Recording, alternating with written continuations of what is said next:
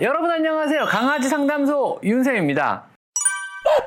자, 오늘은요, 아토피나 알러지 환자가 있는 집에서 강아지를 키우는 방법을 한번 알려드려 보도록 하겠습니다. 알러지가 생겼다고 강아지 혹은 고양이를 치워야 한다는 혹은 없애야 한다는 얘기를 주변에서 종종 듣습니다. 이런 행동은요, 100% 맞는 것도 또 100% 틀린 것도 아닙니다. 알러지의 원인은요, 개나 고양이의 털일 수도 있기 때문에 맞는 말일 수도 있지만은요, 실제로 털일 가능성은 비교적 낮기 때문에 꼭 틀린 말도 아닙니다. 알러지는 우리 체내의 부적절한 면역 반응을 통칭하는 말입니다. 우리 몸에 잘못 침범한 세균이나 바이러스를 잡기 위해서 작동해야 할 면역 시스템이 오류를 일으켜서 아무 것에나 엉뚱하게 과민하게 반응하는 것입니다. 이러한 알러지의 원인은요, 먼지, 진드기, 꽃가루, 복숭아, 양파, 밀가루, 글루텐 등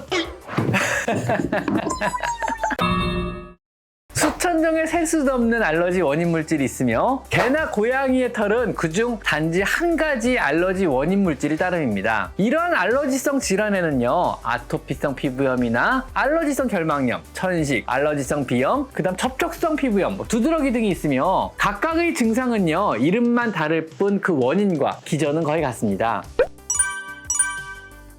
현재까지 알려진 알러지에 대한 사실은요, 대부분은 체질에 의한 것으로 부모로부터의 유전이 60% 이상이라는 것입니다. 일단 개나 고양이를 키우는 반려인들이 알러지 증상을 보인다면요, 먼저 사람의 병원에서 자신의 알레르기 반응이 개나 고양이에 의한 것이 맞는지 정확한 검사를 한번 받아보시는 것이 중요합니다. 일본의 통계를 보면은요, 강아지나 고양이의 털이 알러지의 원인으로 밝혀진 비율은 불과 3% 정도로요, 모든 알러지의 주범이 집에서 같이 생활하는 강아지라는 고정관념을 이제는 바꿔야 할 것 같습니다. 만약 병원에서 검사 결과 강아지나 고양이의 털이 그 원인이라면은요, 또 그 증상이 심하다면은요, 불행히도 강아지나 고양이를 멀리하는 것 외에는 달리 방법이 없습니다. 하지만은요, 그 증상이 그리 심하지 않고요, 또한 강아지와 함께 살기로 이미 결심을 하셨다면은요, 강아지와 함께 생활할 방법은 얼마든지 존재합니다.